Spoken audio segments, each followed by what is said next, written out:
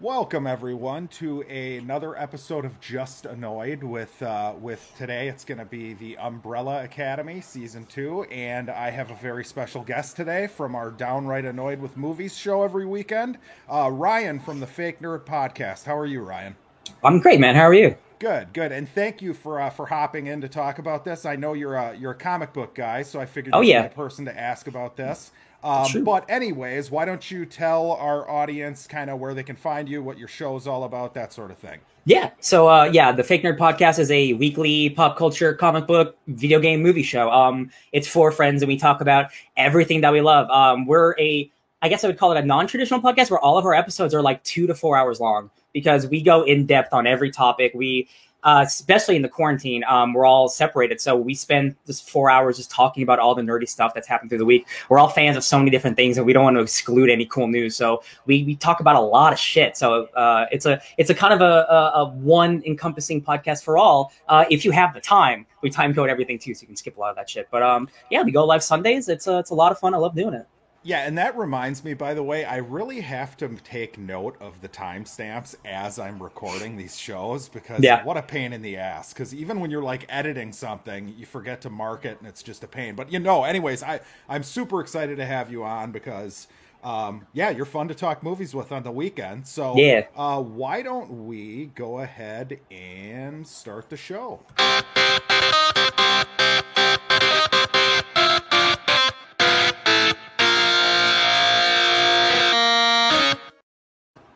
All right, so before we hop into the Umbrella Academy, real quick, we've got a couple bits of news, which actually breaking for me, from Ryan hopping on before this. Apparently, there is a Blazing Saddles remake happening as an animated samurai movie with cats and dogs. So I haven't done too much digging into this. Obviously, having just heard, I don't know if you read an article or anything earlier, Ryan. But There's enough information, but not enough for me to like really care. okay, But enough to okay. talk about it. Yeah, so, well, let's talk about the first thing that came into my mind was, and I feel like, because we drew spoofs recently as one Mm-hmm. of the possible genres we'll be picking a movie from in an upcoming episode of our weekend show that we do. And the first thought, when Blazing Saddles gets brought up, it's like, oh, there's no way that movie could be made today, right? Yeah. It's just too politically incorrect. You know, and people just can't see the forest through the trees these days. I feel like there was there was a bunch of crap being given to Tropic Thunder a few months ago by people Oh, on the internet, where that's it's like, yeah, they just don't get it, and and taking it to Blazing Saddles levels is just, yeah, so I'm a big part of like comic book Twitter and like a little bit of like film Twitter. Like I talk to a lot of people on Twitter, but like it's mostly young people. It's really right. honestly mostly young people who have never heard of Tropic Thunder, and they see Robert Downey Jr. in blackface and they're like, well, clearly this is a crime. He's canceled. And I'm like, Yeah. you don't even know the context. That's crazy. You guys, he's making fun of people who do that. It's crazy. Tropic Thunder is incredible, by the way. And Holy crap. that's actually probably my favorite comedy since the year 2000, I would say. Yeah. Like, of Yeah. the last 20 years, it's amazing. I go And back yeah, to it. people don't get it. It's like, and the Simple Jack thing too, it's like, no, the whole point is that Hollywood does this Yes. you know what I mean? So I love that movie. But yeah, Blazing Saddles, I mean, there are so many lines in Blazing Saddles that we could not probably say on this show, even though it's just a YouTube show. You'd probably Yes. get your video marked. So I don't know how they're going to do this now. Animated, I'm assuming it has to be Mel Brooks is involved. Mhm. I So yeah, wonder if it's gonna be like raunchy or if it's like a kid's version of Blazing Saddles. and that's again, we don't have enough information to know yet.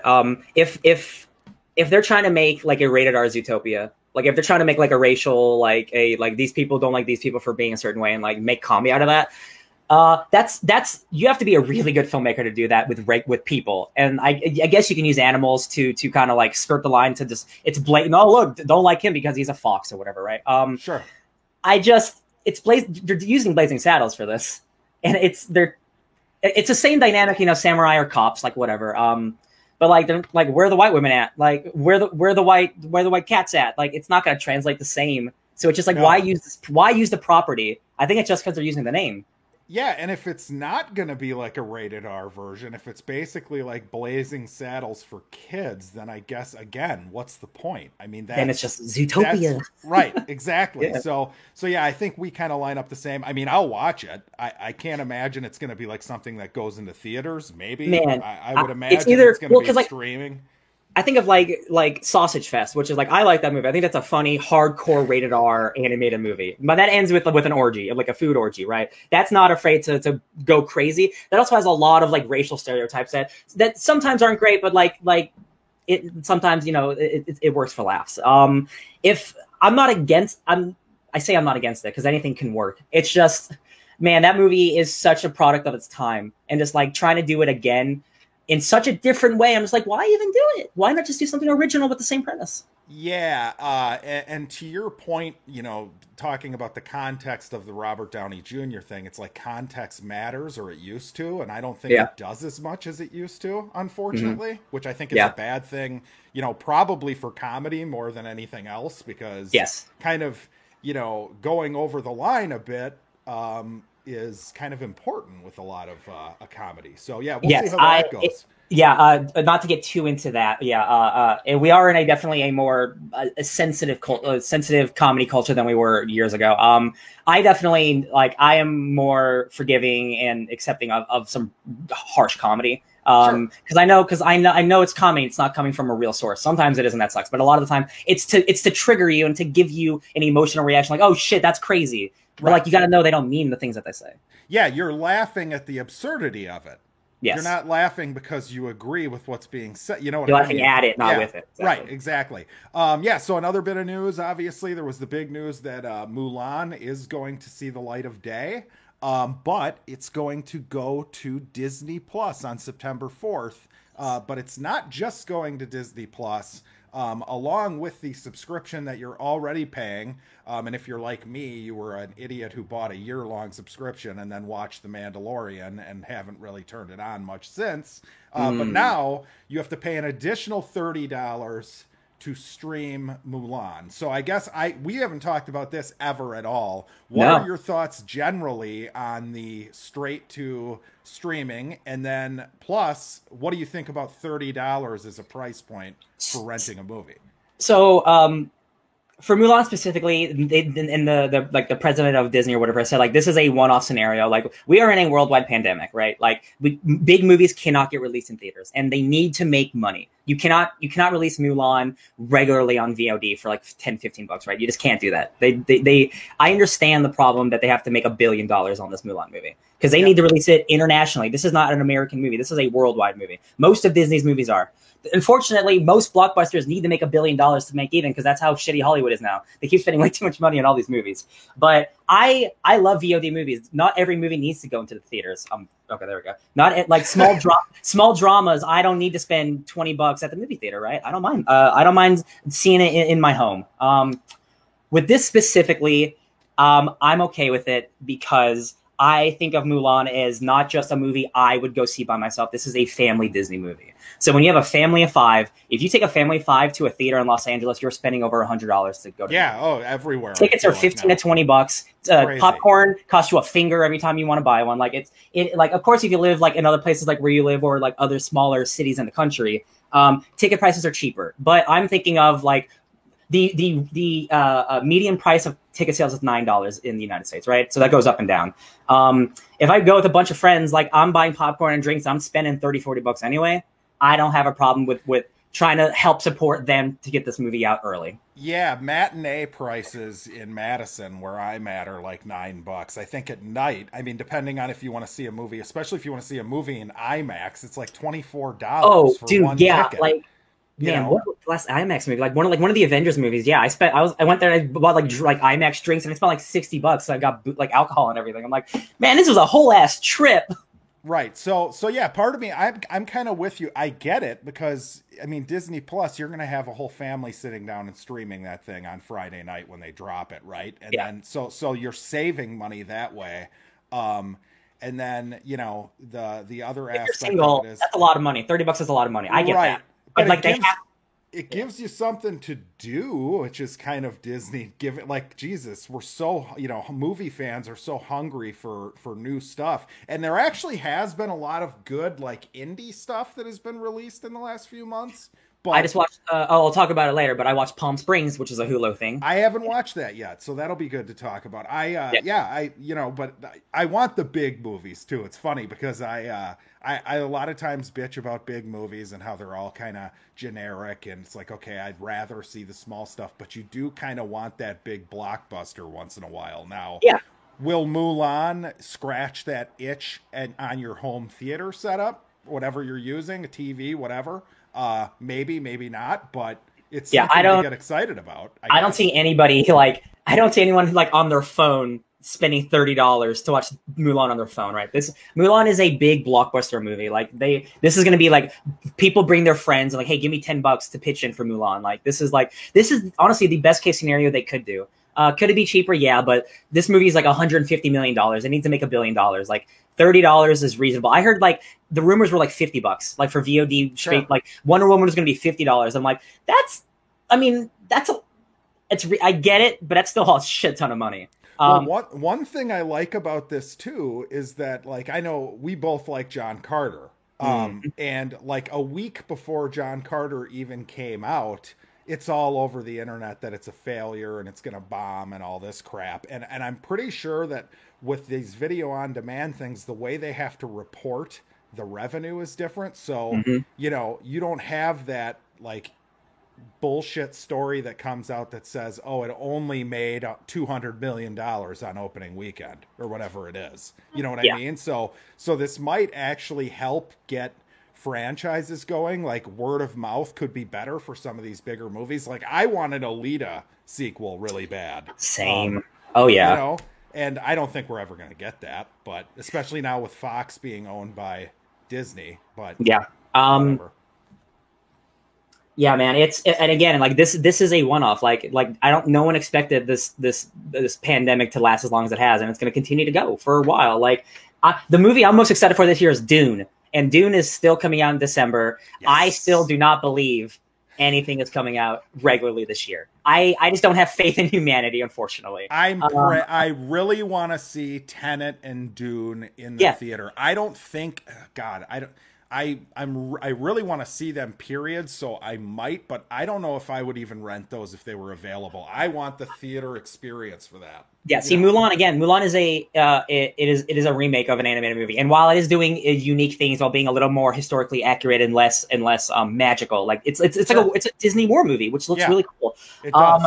I really want to see what the hell Christopher Nolan's weird backwards time movie is. And that's why I go to the movies. It's like for that's what I want to see on the big screen. Well, and he knows that too. I mean, he makes his movies for that experience. You know what I mean? You should love him in IMAX now. Like, just give me all the money. Yeah. Yeah, I can only imagine that movie's going to be great. I don't see any way that's bad. But yeah, the only other story I have here is kind of the lamest one. It's that Jared Leto is going to star in Tron 3 with Garth Davis, who directed the indie flick a few years ago, Lion.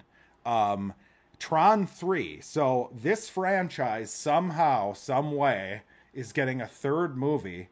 I know that the second one didn't do so hot. I'm kind of puzzled by this. I don't really understand why they keep trying this franchise. I mean, what is it about it? Like, is it just, people love the aesthetic? Yes. Well, I mean, that is one. Yes. I think because Disney is such a huge corporation, like, and they have all the money in the world, that doesn't mean they don't want more money, right? So you look at their big tentpoles. You got the Avengers, which is superhero stuff, and you got all the Disney animated stuff. Where's their hard sci-fi? Where's Disney's hardcore sci-fi? They don't have one. Exactly. So if they can pump out a movie that's good enough to get, not even $1 billion, $500 million, $500 million, which is good enough to get another TV show launched or another video game or more merchandise. Because, like, again, the aesthetics of Tron is hella cool. Like, being in that world is awesome. It just, the story most of the time is kind of boring and lame. That's the Yes, problem. yes, Um, Tron 2, that the opening of that movie and the first like when he first drops into the computer or whatever and he has the first couple games that kind of scratch that nostalgia itch from the yeah, original, incredible. I that mean, it first act looked is great. well, Yeah, exactly. And the music, I hope they're getting Daft Punk to do the third movie, because that was unbelievably good. But yeah, it just drags, and it's a. I would be intrigued. I would be shocked if they come up with a story that is extremely like heady. You know what I mean? And I don't yeah, think they will. But yeah. Because it wants to be. It absolutely right, wants to be. It wants to be like a Westworld, but it's just it's too PG. It's not. Disney won't allow it. Now I'm just so curious because if you remember how Tron Legacy ends, I believe it's the main character and Olivia Wilde leaving to the real. They're in the real world. Yeah, yeah, yeah. They're in the real. So a robot lady's in the real world now, right? yes. Okay. But I don't think if I believe I read, and someone can correct me. Nobody's coming back from that. I don't think I think it's brand new. I think it's Okay. a new story. I don't think Jeff Bridges is, and that's another thing in Tron too. That de-aging was at the beginning of time for Yo, man, de-aging. when that came out, it looked okay, and now it looks like rubber. Yeah, it's not good. Rubber. It's not good. But yeah, so yeah, it's a brand new thing. I'm not the hugest Jared Leto fan as a guy. I don't hate him necessarily as an actor, but I don't know. I mean, I guess he's probably still upset about Joker and his Yeah. vampire movie that now hasn't seen the light of day yet. Um, I always defend Jared Leto simply as a actor. The dude is batshit crazy and he's nuts and he Yes. started a cult. But I always can recognize talent where it is, and that dude has won Academy Awards. That dude has been acting for 25 years.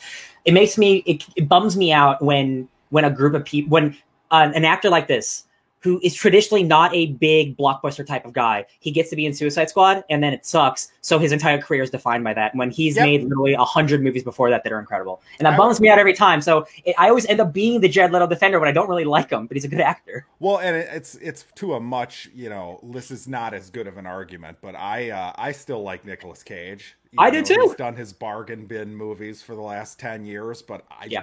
when he's good, I think he's good. It's not like he's like a talentless hack or anything. No, he always brings it, which is I always appreciate Right. it. Yes. Again, like I think of Jared Leto in Blade Runner 2049. He's awesome in Yeah. that role. He's so haunting and spooky and like blind cyborg man.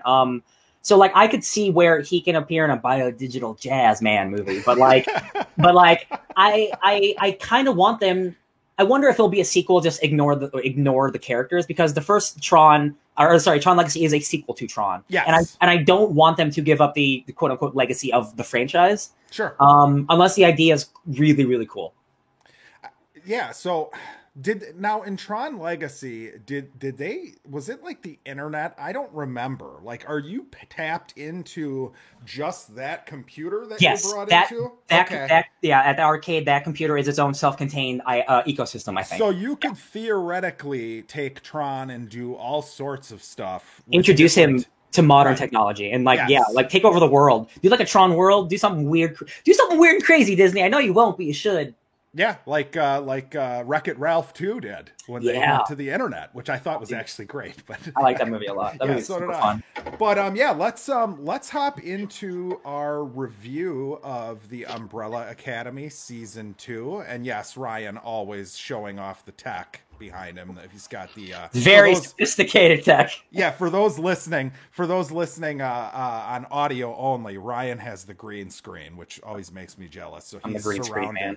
by the Umbrella Academy. But keep- what'd you think? What'd you think of the Umbrella Academy?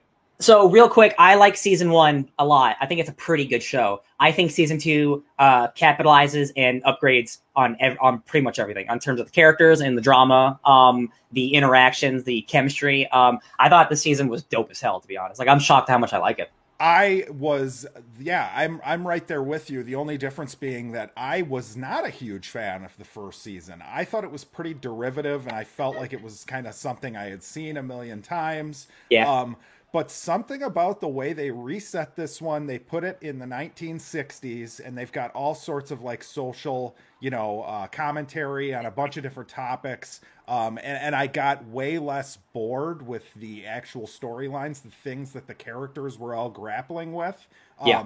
There's one character, Diego, who like I was trying to think of, I don't even remember in season 1 what his like storyline was, his arc. I didn't care about him at all. It was almost like by the time I started season 2, I was like, oh yeah, that guy. But in this one, I thought he was awesome, you know? Yeah. So I agree. I was impressed. I was very impressed. I think every character, I agree. I didn't watch season 1 again.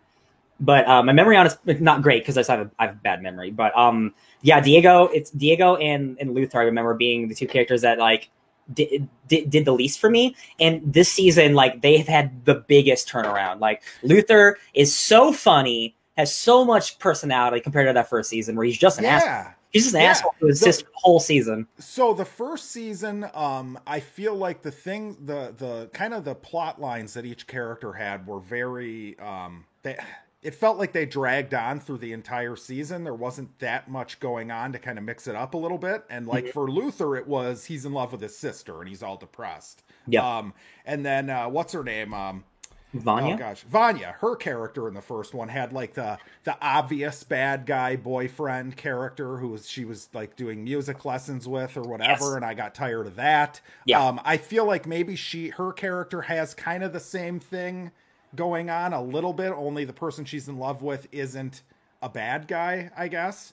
But I felt the same way about her character, but all the rest of them I thought were great. I love basically the plot of this one is at the end of the first season, spoilers, they all had to hop in the time or go through time because the apocalypse happened. Vanya happened. Yeah, they all wake up in the early 60s.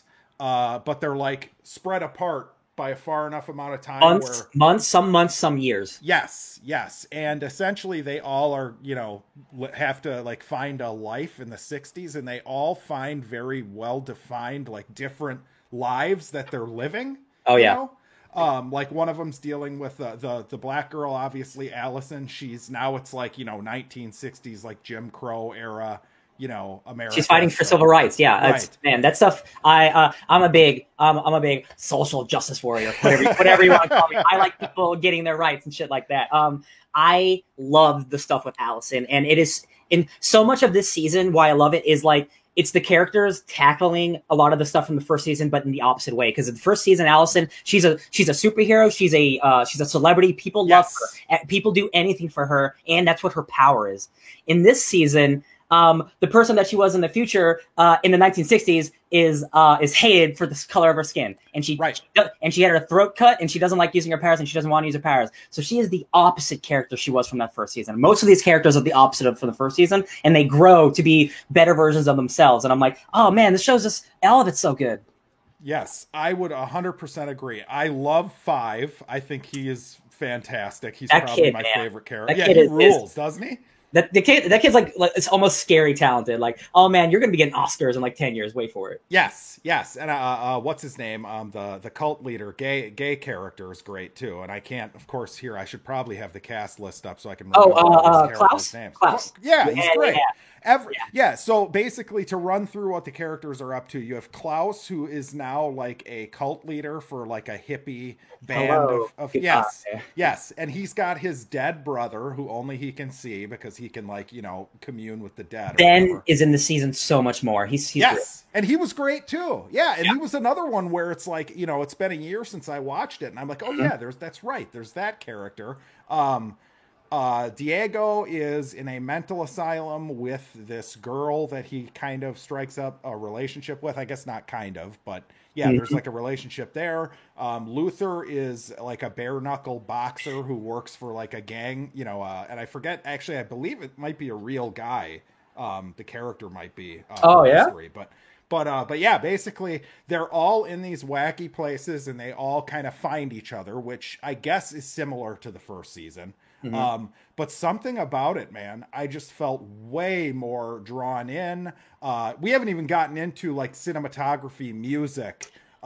This might be like awesome show. The music drops and the music choices for the season, like legitimately might be like one of the best, like in this like media, in the media. Cause like the song choices aren't just great songs, but every single song actually fits to what's going on in the scene. And like that shit, like when I think of Suicide Squad, that's just nothing but pop culture songs just to be there. Every one of them has meaning, and I'm like, yo, this is there's some depth here. They're trying, and I'm like, it all works. It's so good. You know, I'm glad you brought up Suicide Squad, because this feels like what Suicide Squad should feel like. Yeah, you know what I mean. Well made, yeah. Yes, well made, right. But no, like like the Backstreet's back, and you know they've got the Billie Eilish song in there. Pretty much every time music drops, it's like when there's a fight scene going on, it's such a you just have a big shit-eating grin on your face. There's the Swedes. So the Swedes, there's they're awesome, brothers, by the way. Yeah. One of the brothers gets killed, and they do a Viking funeral. But so a piano starts playing, and I'm like, oh, it's Hello from Adele. And then a lady starts singing, and I'm like, oh, it's not Hello from Adele. No, but it is Hello from Adele, but it's the Swedish version. And I'm like, Jesus Christ, it's Hello from the Other Side, but it's the Swedish version. I'm like, every song choice is great. Yeah, I guess we should just talk about the Swedes quickly. There are these 3 Swedish mercenary time cops. Yeah, they're mercenary time cops, right? And they're after all of the characters, and they don't ever really talk. No. But I cared more about them than I would typically a villainous character in something like this. Yes. Well, they're first of all, they're very silly. And like one of them dresses like a milkman, and the other one's like really tall and then you have like the leader who's kind of like the slicked one. Yeah. Like that dude, like I understand his character and he like barely speaks, but like further on we get through the season, like his brothers keep dying and the rage that he feels, like I feel that, Mr. Sweet, I get it. Yeah, you don't hate them, right? No, I mean, they're being duped, right? Yep. I mean, I don't know if you watch Dark. Not yet. You should watch Dark, but there's a trio of characters in this latest season that were probably like my weak point of this latest season. Okay. And I couldn't help but think to myself, like, it's kind of the same thing. And when you see it eventually, you'll know what I'm saying. But these guys were just fucking awesome. Whereas these other ones just felt like they don't feel like a trope that's just put there for like a reason to move the story along. Yeah, actually antagonist. Yes, they feel like actual, characters that have life breathed into them, and they are tied to the plot because the handler, who's the villain basically of the show, she dupes them into like trying to kill the Academy, and then that all comes back to haunt her later. The handler's great. Her whole story, that character is wild. The stuff with her and Lily. Is it Lily? Her daughter? Is it Lily? I think it's Lily, or hold on, let me find her. I've got it up. It's Lila. Lila. Thank you, Lila. Yes. That whole story with Lila about how we found out about like her origin and how she was like groomed to be this murderer. I'm like, man, it's all just shitty. It's like she's so shitty and she just like breeds shittiness with the people around her. I'm like, that handler is such a power hungry, cool character. She's always got that bullet wound in her head. She is, and that whole like you could almost spin this show off into all sorts of stuff just with the whole like the crew that are like the keepers of time or whatever, and the guy with the commissioner head, the guy with the fish, just AJ. Fucking awesome. Yeah, so there's a guy with a fishbowl for a head, and then that dude dies. So the handler takes the fish and puts him in just a regular fishbowl, but he still is like he has like human he's a human brain. Vocal cords, I guess. Yeah. Like he's able to use rocks in his fishbowl to send a message to help the team. And I'm like, that's so cool. It's such a cute little idea. Oh man, like there was so much stuff, and it's cool that there's all this like cool like comic book type stuff, and it's kind of cheesy and fun, but it also is gory. Like you can do both. Oh yeah. And that's another thing that Suicide Squad is hurt by big time, is the fact that there's no weight to anything because they're just killing like putties from the Power Rangers show or something. Yeah. Whereas in this show, I mean, there's a scene where Five has to go essentially murder like this commission of people, and it's like, oh wow, he's gonna really do this. Yeah, he teleport kills an entire boardroom full of people, and I'm like, man, that's pretty cool. Right. Yes, and it's awesome, and it's bloody and gory and fun to watch, and I mean the other character I guess that I really like is the dad. And what's his name? The dad's name? The dad to Harlan? Reginald. No, Reginald. Oh, Sir sorry, Reginald. Reginald Hargrave. Sorry, the Yes. dad of the Academy. Right. Yeah. Yeah, and I love that actor and everything. He's like one of those, oh, it's that guy who you've seen in whatever, and you can't really place, he's one of those actors, and I think he's great. He's got a perfect voice and performance as Yes. kind of the prick dad. And the way that he can tear down his own children before he even knows who they are is still like insane. Like Diego, man, he just rips into Diego, and like all Diego wants is to like please his dad. And Yes. like even like a young version, like his dad stabs him, and I'm like, yo, dude, you suck. That's why I stabbed you. Get better. And I'm like, yo, dude, that's so sad. That's so sad. Yeah, that is a good point too. How like he doesn't even have a relationship with these kids, and he does just make them feel like pieces of shit. I love that he sends a letter to all of them like, yo, all the people who tried to kill me, let's go meet up and talk about it. And then he walks and he's like, all right, what's this bullshit about? And he's like, okay, you're not my kids, you all suck, all this, the future, whatever, goodbye. Like he's such a jerk. I love it. And there is a huge amount of satisfaction that they successfully get from you as the viewer whenever the characters are together. Yeah. And that is definitely notable. I mean, you can tell you're excited for them to get together, see what kind of witty banter they're going to get into. I mean, I can't really. I loved this. I was like completely caught off guard. I felt when I started it, it was one of those like, oh god, I gotta watch this because I watched the first season. But yeah, this is like, and I love The Boys on Amazon, but this might have taken The Boys spot. I might like this better. Unless that next season is as dope as the trailers look, because The Boys is great. The Boys is a hell of a show, man. This is a like, we say it all the time, but like this is like a comic book like renaissance of or golden age, excuse me, of like great TV. Yeah, and like Homelander, I can't wait. Homelander's just fucking amazing. I want to talk about real quick. So the stuff with Vanya, I like what they did with Vanya because it is, again, the opposite of what the first season was. In that first season, it was her trying to reconnect with a family that did not want her, and that caused the apocalypse. Got it. Okay. This situation is everyone wants to find and help Vanya. Yeah. That first season, as much as I like it, it is a lot of like, yo, Vanya, you're not a real part of the family, and that's what turns her into a villain. In this, it's like she's not inherently a villain. If you look at when she has amnesia, she has a blank slate. She's a good person.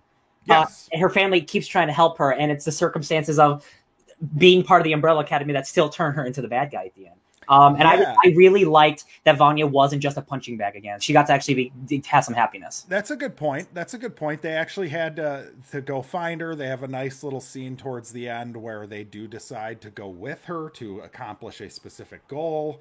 And the stuff at the end with Vanya and Ben is so good. And visually it's stunning. It's like the pulsating Vanya gonna explode thing, and Ben's gonna go possess her to save the world. Like, man, that stuff is so good.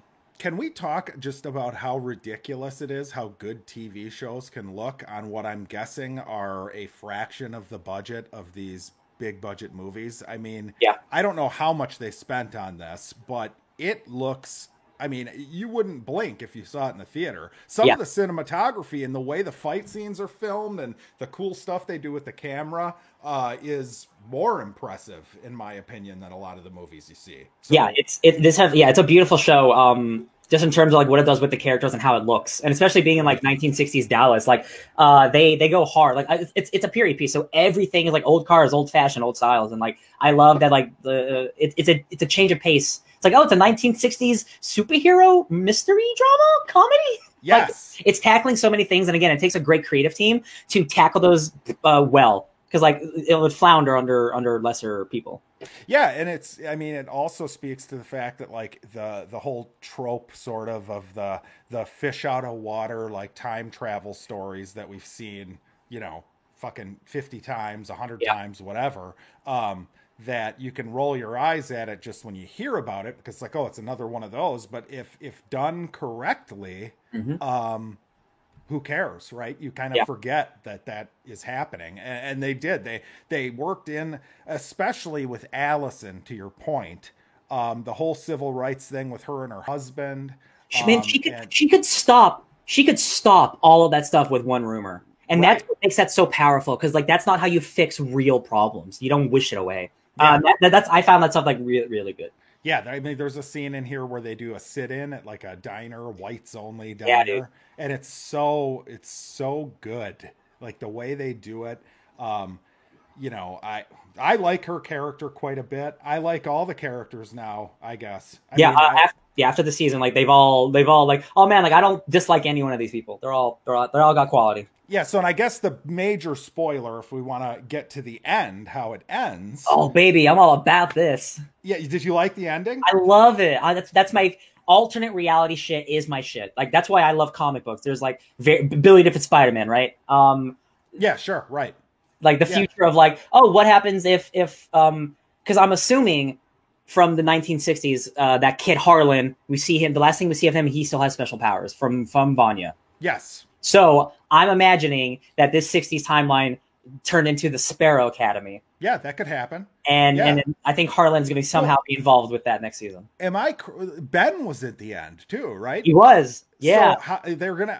I'm interested to see what that's about. So it could still be because if you remember, like a bunch of kids were born with special powers on the same day. There's a bunch of kids that we haven't seen. So right. It could be them. It could be a completely alternate take on it. Like, yeah, it's going to be weird because it's always like, okay, now what kind of time travel rules do we have for this show? Because they're always different depending on the show. And in this one, it's like, okay, if I take the time travel rules from other media I've seen, I don't really understand how this is possible. Yes, because so, these characters wouldn't exist. Yes, so right? I did. Yes, so excuse me, because I was talking about this with the people with my roommates who we watched it with. Because I'm like, wait, if they go back in time, won't that?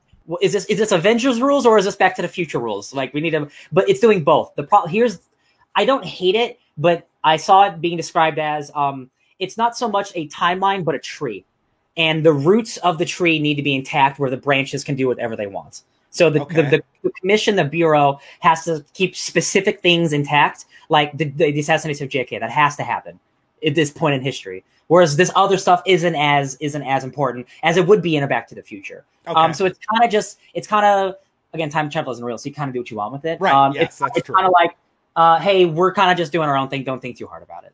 Okay. Well, we'll see. Yeah. We'll see if they make us think hard about it in the next. Yeah, that's going to be the thing. Like, are you going to go like this route where it questions season 2? We'll have to see. Well, yeah, so we'll see also, if we get an Umbrella Academy season 3 in the next 2 or 3 years, since we've got COVID that ruins everything. Yeah, dude, I also finished the Doom Patrol season 2. And how's that show? I've never watched that one. No joke, it's the best DC show on TV right now. Well, let's just hop right in. We both really enjoyed Umbrella Academy. Let's hop into shit we watch then. So Doom Patrol, that's something that you've been. Dude, man, Doom Patrol is without a doubt the most challenging, interesting, thought-provoking, emotionally resonant comic book TV show on TV right now. Really? And you would not think about it with if you look at a picture of Robot Man and Negative Man, that show is very much like the Umbrella Academy, but it goes so hard on the actual emotion. It is all about broken people trying to get better, and they can't get better because they're shitty people. So what you're saying is Brendan Fraser plays himself. Dude, Brendan Fraser is so good. This show, it is so real. Every time I watch it, and now the wait's going to be insane. It's going to be like a 2-year wait for the next season, if there is a next season. But like, I am shocked every week how silly the show can be while having, characters like Robot Man fight like a bunch of living asses that are walking around. It's just a bunch of asses. It's a bunch of butts just walking around. Really? Okay. So, but also like, it's not a spoiler because it's from the first season, but like Niles Calder, he made the Doom Patrol. He did all these things to the Doom Patrol to turn them into monsters because he wants immortality, and he was experimenting all these people, and it's all about how they deal with him while also still living with him. It's like parental abuse and living with it, and it's so real, Jackson. I can't even tell you. Like that show was like a tearjerker. It's crazy. You've got me intrigued. By the way, Brendan Fraser, I love Brendan Fraser. He was on a show that I randomly decided to watch, like a spy thriller, like CIA show called Condor a couple years ago, and he was like kind of a one of those like weak villains who's just kind of like a pencil pusher businessman type guy, kind of a pathetic character, and he was fucking great. He was the best part of the show, I think. Brendan Fraser is awesome, and he had an unfortunate 20 years after some bad shit happened. I seems know.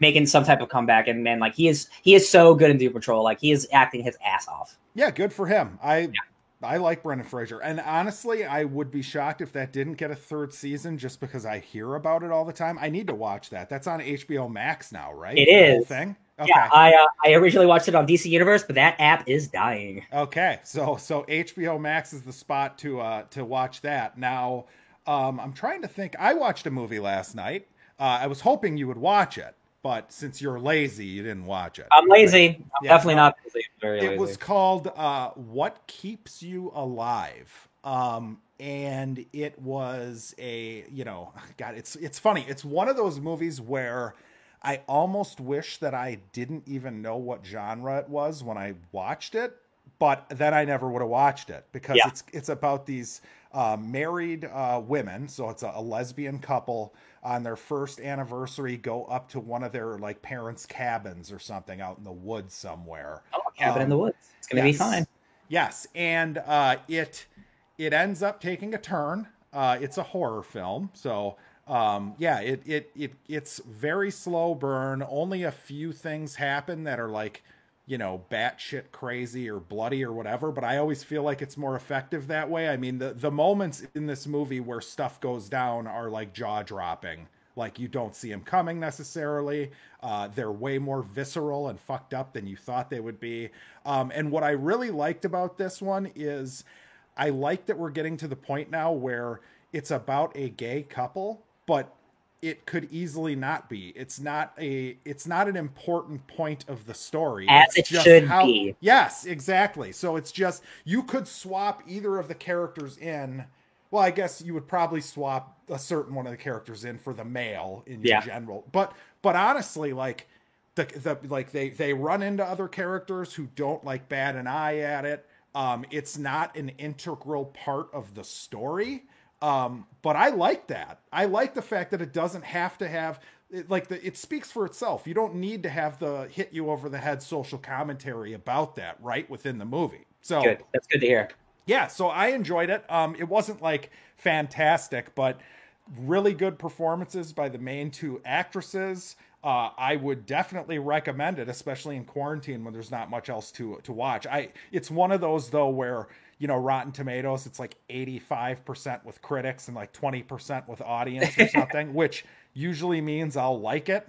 Yeah, no, that's me too. I don't always like to use Rotten Tomatoes for a barrier, but when it's so drastically in one direction versus the other, like, all right, I think I know what I'm going to get into. Okay. Yeah, it's funny, isn't it though? It's like, and you know what's weird about that is like, as you see more movies, I feel like those types of movies become your favorite because the audience doesn't like them because they're not like what they're used to. Maybe, they're not regular or traditional.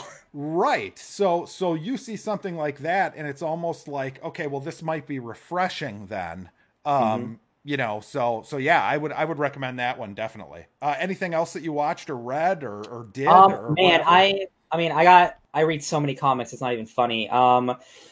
Excuse me. There's a. Do you read a lot of like do you go to the comic store weekly, or are you more of like a trade guy? I don't read many comics. I just started because I got dragged into this show with Michael and Comic Man Andy. Cool. Okay. And I've been reading Sandman because of that, which is fucking incredible. Man, if you haven't read many comics, if Sandman is one of your first, you're setting the bar super high for comic books. It's I've read quite a bit of Superman because I love Superman, and I've read Watchmen and Saga. And, we're actually reading, oh God, what's the one? He's going to kill me if I can't pull the name of it. But there's a horror comic book right now that we're reading. It's Gideon Falls? Gideon Falls. Yeah, that was my guess. It's a good book too. Yes, and that's good. But Sandman is like, I can tell I'm missing. There's no way I'm grasping everything that's happening in one read. There's just no way. But what are you, any, recommendations for the listeners? Well, I mean, I'm a big X-Men guy. I anytime I get to talk about the X-Men, I'm about it.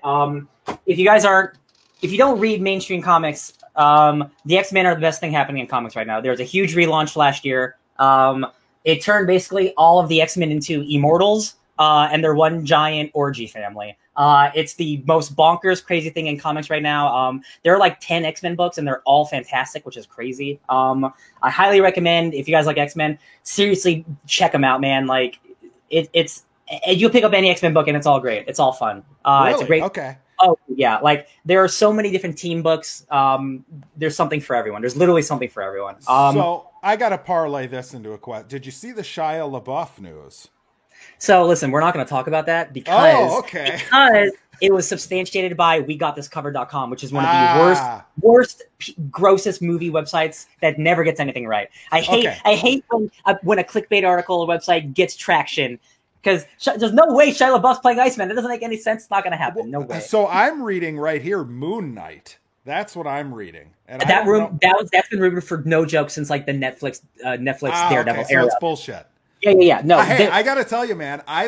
This is another one where, like, call me crazy. I really like Shia LaBeouf. I do too. I like him. So. I'd be happy to hear him cast in anything. I'm excited to see him in the Tax Collector movie. I want because he got a full chest tattoo for that movie. No, he did not. Google it, Jackson. He got a full chest tattoo for the movie. Now, do you respect that for dedication, or do you just think, oh well, you could have just gotten a fake one, dude? I just hope the movie's good because I liked the Peanut Butter Falcon. That was the last thing I saw him in. I still need to see the one that's like about his life. Honey Boy is great. That's also a tearjerker. Yeah, no, he's great.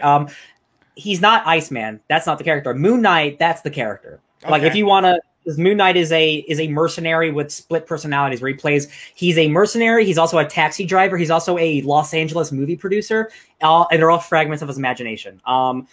He could definitely play that. Iceman's like a young kid. Shia LaBeouf's in his mid-30s. Like, that's not... it doesn't make any sense. Yeah, well, hey, hopefully they find something for him to do in that, unless it's just completely... Like you said, it's the We Got This Covered doesn't have a good... You know what's annoying, too? Is that they release something, and then everybody takes it, and they just...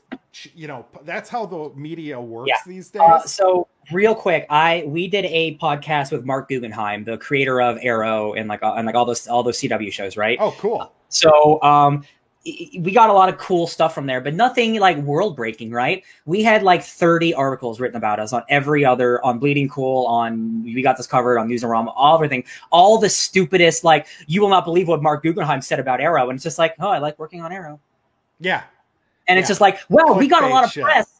And that was the moment we realized, oh my God, clickbait is the absolute worst because there's no substance here, and there's 30 articles about it. It is a joke. Every single page you load, at the bottom of the page is all this dumb shit, and it's like, like how long will that go on? It's called stops working. Yeah, Brandon from the Fake Nerd Podcast. It's the dartboard approach, where if you say something enough, if you throw enough things in a dartboard, something's gonna plant, something's gonna land, right? Like, oh, there's rumors of a new X-Men movie. Of course there is. Of course there is. What are you talking about? It's just like anything for a click. We haven't seen the last of the X-Men, clearly. Yeah. So, if anything, they're going to dominate the movies in the next 10 years. Just get ready. Going back to a more serious movie I watched, was A Serious Man from the Coen brothers, which I had never seen somehow. Is that with Colin Firth? No. Is that with the tornado at the end? Yes. Yeah, I saw that movie. Oh man, I saw that a long time ago. And it's funny because I feel like I'm probably missing half of the point because I am not Jewish. I'm not religious, period. Yeah. So I'm not steeped in what their culture is like. But something about it, man, I was like giggling my ass off through the entire movie. It's basically about this like math teacher, Jewish guy. He teaches math, and he's one of those down on their luck characters where like everything goes wrong, and he's kind of a pushover guy. And I like that kind of like dark, pathetic humor where it's like he, at one point in the movie, his wife basically tells him like, hey, I want to leave you and get I forget what it's even called, some sort of Jewish word for, a divorce, so I can remarry this guy, Cy Abelman, who's like this like really soft spoken Jewish man who comes and talks to, and like he has to sit in front of this guy while he's like, you know, shtupping his wife or whatever. And it's just like, it just makes you feel sick while at the same time being hilarious. And the Coen brothers are the masters of that like dark comedy. Yes. Yes. So I highly enjoyed it. I really did. I don't think the only Coen brothers movie I haven't seen is the last one that's on Netflix, the Ballad of Buster Scruggs or something. I liked that. Yeah, I really liked that. Yeah, it's like a collection of movies. Now, have they made one since? I feel like they've had one since that I haven't seen. I don't know. This pandemic has ruined my... Blood Simple. Is that new? No, that's their first. Yeah, that's an old-ass movie. Yeah, that was their first. God, maybe it was the Ballad of Buster Scruggs. But like the last one I saw outside of that was the... you saw Burn After Reading, yeah? I saw Burn After Reading. Hail Caesar, I believe, was them, and I wasn't crazy about Hail Caesar. Yeah, but yeah, they're great. They're great, and you know, clearly this movie was one that I had missed because it's been out for 10 years. Apparently, it got all sorts of critical acclaim when it came out, and I just completely missed it. But I believe it came out after No Country for Old Men. And that movie also has I think an ambiguous ending, and then this movie has an ambiguous ending. And I remember being much younger, going like, "What's with these guys and not finishing the movies? Finish your movie, Coen brothers!" And then I grew up. I'm like, "Wait a minute, no, I get it. Okay." Yeah, right. You got to kind of fill in the blanks. It is, it's an ambiguous ending. It could go either way. You don't know what happens, but basically, this guy is like, he's a religious guy, but he's not like, it's not like his family is like obsessed with religion. They seem like standard, you know, Jewish family who take their, probably like your average religious family who takes it semi-seriously, but isn't like, you know, but yeah, the whole movie, he's basically like, what did I do? What did I do to deserve this? And it's like, you know, things maybe don't work out because of God, and maybe God has nothing to do with it or whatever. And it was interesting. You watch anything else in the last week? Well, I watched Palm Springs, which is that new Andy Samberg Hulu comedy. Yo, man, that's a Groundhog Day movie. They've never made a bad Groundhog Day movie. I can't believe it. It's unbelievable. Like, you got that. You got Russian Doll on Netflix. You got Happy Death Day. There's no bad Groundhog Day movie. Palm Springs is about it takes place at this wedding at Palm Springs, and this lady gets caught in this time loop, and Andy Samberg has been there for potentially 1,000 years, maybe. And he's just like, I hate my life. This sucks. I'm glad you're here. And it ends up being like a romantic, fun adventure. The movie's great. Even Happy Death Day 2 was good. That movie turns that into a sci-fi movie out of like nowhere, and I'm like, yeah, I'm into it. Yeah, all right. Yeah, and I believe, wasn't that one of the what's the Blumhouse? Didn't they do that? Yeah, so that's probably like, because Blumhouse has like the good Blumhouse, which I believe might have tagged their name on like Get Out. Yeah, but then they've got Truth or Dare, and I would say Happy Death Day fits into more that category, but it's a good movie. Yeah, I think I don't think it's like proper Blumhouse, but it's acquired and it's good. Luckily, it's good. Well, now that brings up a interesting point too. Like, is that concept just so fun that it's hard to fuck up? I think yes, because I think when you have the idea, you can do the same day over and over again. Like, the creativity in your brain explodes. Right. So unless you're just like a boring writer, I think like the possibilities are endless. Like, you can really do how many times can you write the same scene over and over again? Like, that seems so fun. So yeah, I think every time that I've seen one, it's always been fun. Well, and there's like a power dynamic too, where you as the viewer are like, oh man, the things that I could do if I, you know what I mean? I could conquer the world in a day, you know? Yeah. And by the way, you didn't bring up Edge of Tomorrow, which is... Oh, that movie's also excellent. Yes, which is amazing. No bad one. Yeah. Yeah, you know, son of a bitch. There's gotta be a bad one. There's gotta be. I think there's probably some like small indie one that we've never heard of, but no, man. So far we're like 5 for 5 or whatever. Yeah. So I also watched this film made in quarantine called Host. It's about 55 minutes long, and it's completely done on Zoom. I've been hearing about this. Yeah. And shocking how entertained I was. Like, I could not believe how entertained I was. It doesn't, it's the same old paranormal activity type, like, jump scare heavy, um, found footage type stuff, but it is extremely well done. It like you get to know the characters very quickly in like the first 10 or 15 minutes, and you feel like, okay, they all have well-defined personalities and they're all literally in their little boxes like we Yeah. are here now. And yeah, it was cool how they worked in like COVID stuff, like seeing that in a movie really for the first time. Oh yeah. I was impressed. Have I you would seen highly recommend it. the John Chu's Searching? That's another. Yes. I haven't Yes. seen it. I also heard like because I was against that idea because another movie came out before that was bad. I was like, oh, I don't want to see any more of these. But apparently, Searching's good. Well, there was like Unfriended, right? That one, I didn't hear good things about that one. Yeah, so there was Unfriended, which I have not seen. But no, Searching is amazing. Cool. Searching is great. I would highly recommend that. But this one, obviously, it's a little different. Searching's a little more creative because you've got like different computers and different apps, and like you're Yeah. literally going the computer. This is literally like you open up a Zoom meeting, and that's the entire movie. Oh wow. Okay. Yeah, so yeah, I would highly recommend that as well. And then Where is that on? that is on Shudder right Oh, now. cool. Okay. You might be able to rent it. And there's a couple other things on Shudder that I need to get to because I'm hearing they're really good. I hear there's a new La Llorona movie that's not the Conjuring universe La Oh, just Llorona that movie one. that's supposed to be really good. And There's a there's there's an animated Train to Busan prequel that I'm gonna watch. I need to watch that too. I have not watched that. Are you hearing good buzz or bad on the sequel to Train to Busan? I've heard nothing. Okay. I haven't heard anything because I haven't looked for it either. But I think because of the pandemic, it's not out yet. So. Yeah. Well, no. So it is out worldwide. Oh shit! Well, I just haven't seen it. People have seen it, and it's getting kind of like lukewarm reception. But part of me thinks that that's just because the first one is so good. So yeah, I mean, It'd be hard to top that. It's a pretty good movie. yeah. So anything else that you've watched or read recently? I mean, I read so many comics. I'm not going to go through them. I've been playing this game called Ghost of Tsushima, which is a PlayStation game. That's How a is fun. that? It's a awesome open world samurai game. It's very surface level on samurai stuff. Like, hey guys, you know about samurais? You know how they have honor and they abide by a code.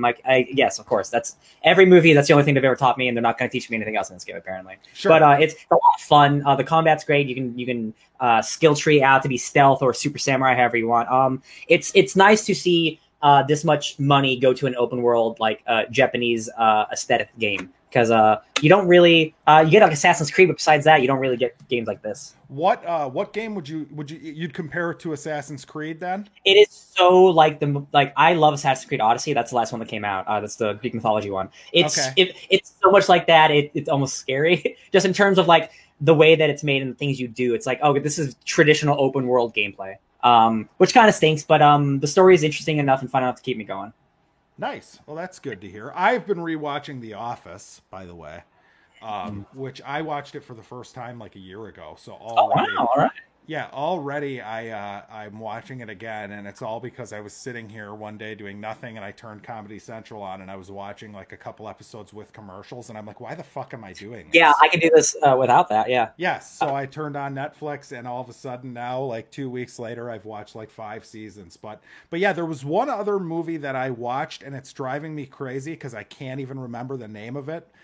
Red Belt. It was, yeah, Red Belt, right.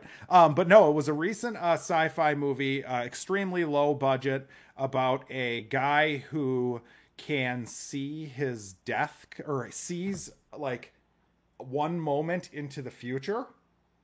There's a Nick Cage movie like that. Which one was that? Was it I Knowing? No. I think it's called Next.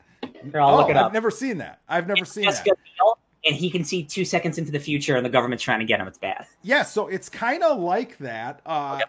This one would have been. I'll put it this way: the idea and the concept and some of the cool shit that happens makes up for the fact that the acting is terrible. It's very cheaply made, but I still had a good time watching it. I just wish that I could remember what the fuck the name of the goddamn movie was.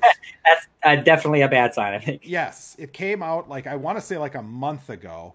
But yeah, I would recommend it if I could tell you all what it was called. So, you know, we'll take it from there. Hopefully by Okay, the time it was definitely a Nick Cage movie called Next. Okay, and you're saying in that movie he could see the future, like in like 3 seconds into the future or something. Okay. And like this government wants to like use him, and he's like, "No, I'm not the enemy. I'm a good guy. I'm not the enemy." Okay, yeah. So not good. Not You're good. telling me? Okay. I mean, it's Nick Cage, so you should watch it, but it's not good. Okay. Well, yeah. Let me real quick before we let this go, since I can just edit this out and make me sound smarter than I am here. Can I deselect all? No, I can't do that. Hold on. Here we go. That's what I need to click. Okay, so I'm going to find this. Sorting by release date. Yeah, and this isn't even right. So screw you for not helping me here. This is not fun. But yeah, so basically this guy, he's not a time traveler, but he can kind of see his future. And at some point he sees that he's going to get killed. It has some nice twists and turns. I'll add it to the comments under the video and when I put it in the podcast so that everybody can go watch it if they want to. But pretty entertaining. But yeah, that's it. I don't really have much else that I've done or watched or read, even though these episodes have been super far apart, which I apologize for to the listeners. Just been busy as hell and doing this myself now. So, but yeah, so there you go. That's all I've got. Anything else, Ryan, from you? Man, no, you know, just I play a lot of Dead by Daylight with my friends, but we have different systems, so we can't play together, unfortunately. Hey, and I think we already talked about this. You're on PlayStation, right? Or PC? Yeah, I'm Xbox guy. I love Dead by Daylight. Who's your favorite killer? So my favorite killer would be Michael Myers. I know it's boring, but I like stalking people. And then I like Ghostface, so I like stalking in a different way. Okay. See, I don't even know if I've played it since Ghostface got introduced. Ghostface is cool because he can crouch down, so you can straight up sneak up on fools, and it terrifies them. Okay. Yeah, that sounds fun. I'm also boring in that I like the chick who can self-heal when I'm one of the campers or the whatever you call them. Is it Claudette? Yes, Claudette. I play Claudette too. I get that. Yes. I get that too. Yeah, self heal, baby. Oh yeah. Yeah, it's pretty key. Pretty key. But yes, again, thank you, Ryan, for coming on the show, and once again, remind everybody where they can find you. Yeah, you can go to Fake Nerd Podcast, where the hell the cameras work. Go to Fake Nerd Podcast. We got our YouTube channel. Most of our stuff goes there. If you don't want to look at our faces, I don't blame you. We got on all the audio channels, you know, Spotify, Apple Music, Zune, your mom's basement. I don't know, all the places. Check it out. And yeah, you can catch us. We're going to be talking about Dark City this weekend on our show. If it goes Saturday or Sunday, we don't know yet, or maybe next week, whatever. But make sure and sub everybody up on YouTube who's involved in that show. And thank you for listening, and have a good rest of your week. Bye-bye.